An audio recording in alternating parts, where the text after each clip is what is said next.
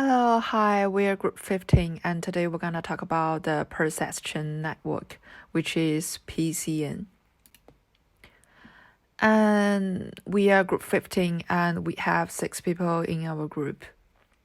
Yeah, that is our group members. For the content, the part 1, we gonna talk about the on-campus PCN. And next, part 2 is how to attract more students. Part 3 is online courses PCN. The part 4 is innovative approach.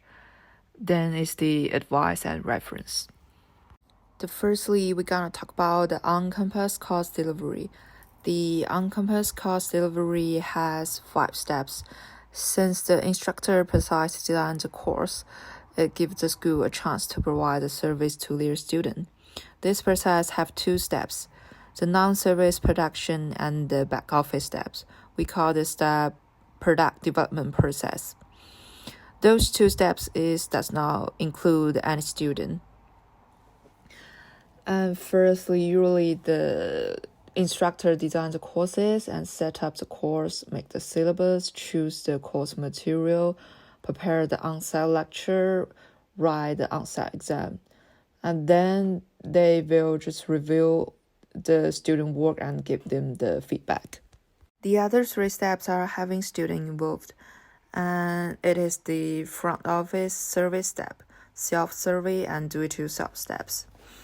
In those 3 steps, the student will progress the learning process, giving them the traditional teaching and learning circle. When the instructor and student face-to-face to go through this process, the student will learning much faster than the hybrid course. When students learn in the classroom, they focus on the instructor's lecture and take notes.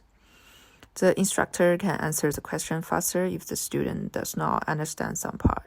Sometimes unknown knowledge will cause the student to forget the course information. Also, for the on-campus course, have some advice. For example, being the school helps students focus and connect with other students. They can just create their communication. This ability is essential to help them train their ability to communicate with each other. And also, go to the class is the most critical learning stage for every student at this stage.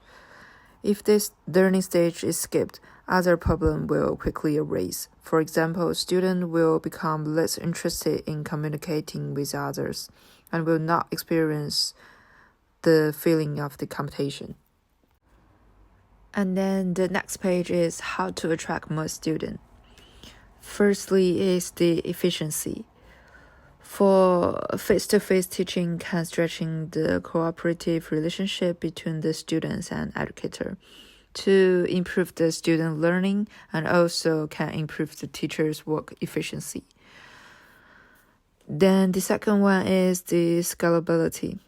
The student experience better campus life. According to the research of Gabister, students' social background differences can highly affect their performance. Therefore, learning in the same environment can reduce the impact of different backgrounds and student performance.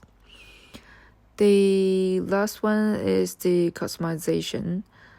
The campus classroom environment actively encourage spontaneity and dialogue to maintain motivation and communication between the students and teachers. This is a PCN for an online course. From the diagram, we can see the independent processing stage. The instructor needs to design the course, confirm the class time, upload the course materials, provide a question and answer platform. This step is necessary as the communication between instructors and students in online courses is not as good as in offline courses. And finally, creates a link to the course.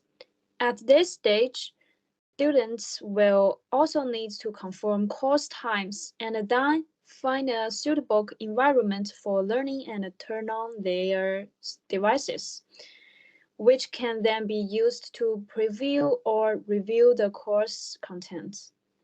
For the surrogate interaction stage, Students can ask some questions on the Q&A platform, and the instructor will review and give some feedback. Before the lecture, the instructors should wait for students to access and give them a sign-in link. Before this, the instructor needs to complete the 4 steps of the dotted line link. The student has to go to the link and wait for the course to start and sign in. This step is important for online courses and is more likely to be slack for students who are not self-motivated at home. After class, the instructor needs to check students' attendance and the students needs to do some homework. In the direct interaction session, the instructor delivers the course while the students listen and take notes. And the instructor can provide discussion tasks and break into some small groups for the student to discuss. This helps to increase students' participation and motivation, at which point the instructor can go into the different groups and give them feedbacks on the discussions. The instructor and the students will be able to release questions and feedback before the end of the course. Finally, it is about the exams, which are designed by instructors and then taken by the students, who get marks after the instructor has marked them. Next, we will talking about some innovation approaches. For the efficiency, set up course sign-in to monitor students on the web and increase student attendance so that the online class environment can be managed more effectively. For the scalability, provide a Q&A platform to reduce the barriers to communication between students and instructors.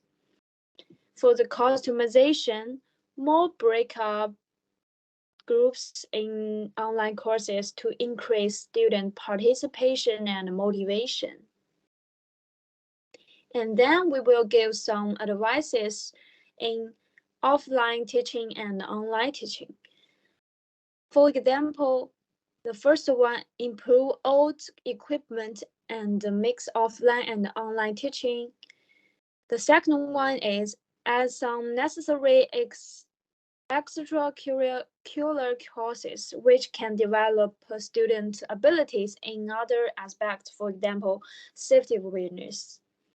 The third one is online course instructors may ask students to keep their cameras on to deal with students' lack of self-control. The last one is add more channels for instructors-students interaction. That's all. Thank you for listening.